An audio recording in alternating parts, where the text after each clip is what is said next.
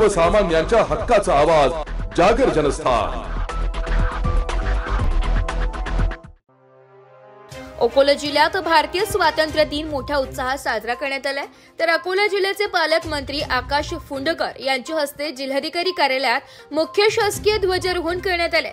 तर यावेळी विविध विभागातील अधिकारी आणि लोकप्रतिनिधींची उपस्थिती होती।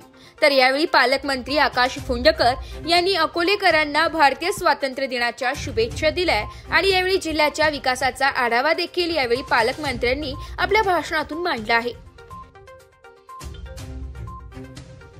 त्या सर्व ज्ञात अज्ञात शूरवीरांना, स्वातंत्र्य सैनिकांना आणि थोर देशभक्तांना मी कृतज्ञतेने अभिवादन। त्यांच्या आशा, आकांक्षा व स्वप्नाचे प्रतीक आहे।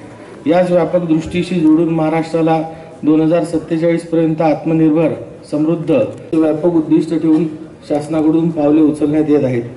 विकसित महाराष्ट्र 2047 या दीर्घकालीन उद्दिष्टांचा वेध शासनाच्या नव्या निर्णयातून दिसून येईल। हे उद्दिष्ट म्हणजे केवळ आर्थिक प्रगती नव्हे, प्रक्रिया उद्योगांना चालना, नवीन औद्योगिक व IT क्लस्टर्सची निर्मिती, स्टार्टअप व इनोव्हेशनसाठी अनुकूल धोरणे, नवीन शैक्षणिक धोरण असे कितीतरी निर्णय सांगता येतील। शेतीच्या उत्पादन क्षमतेत आणि शेतकऱ्यांच्या उत्पन्नात वाढ 47च्या वाटचालीतील महत्त्वाचे उद्दिष्ट आहे। नैसर्गिक आपत्तीने बाधित 71,432 शेतकऱ्यांना 99,06,00,000 DBT पद्धतीने वितरित करण्यात आले। वितरणाचे उद्दिष्ट आहे मनरेगामध्ये यंदा 1200 हेक्टर क्षेत्रावर भाऊसाहेब फुंडकर प्रभाग लागवड योजनेत 1000 हेक्टर क्षेत्रावर पुरस्कार उपक्रमात अकोला जिल्ह्यास कापूस पिकासाठी केंद्र जिल्ह्याला निधीची उणीव भासू दिली नाही। अकोला जिल्ह्यात रस्ते व पुलांसाठी 315 कोटी रुपये निधीतून 134 कामे पूर्ण झाली। त्याचप्रमाणे 35 महत्त्वाच्या इमारतींसाठी 469 कोटी रुपये निधी मंजूर केला।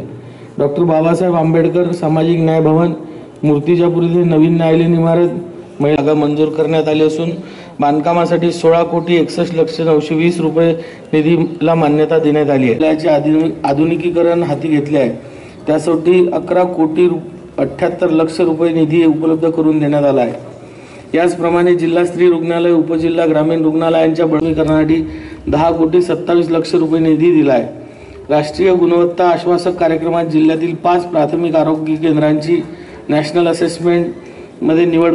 पर्यटन क्षेत्राची मोलाची भूमिका आकारास येत आहे। बॉक्सिंग या क्रीडा प्रकारात अकोला जिल्हा अग्रेसर ठरल्यामुळे शासनाकडून अकोला येथे मुष्टियुद्ध या खेळाचे राज्यस्तरीय हाय परफॉर्मन्स सेंटर मिळाले आहे।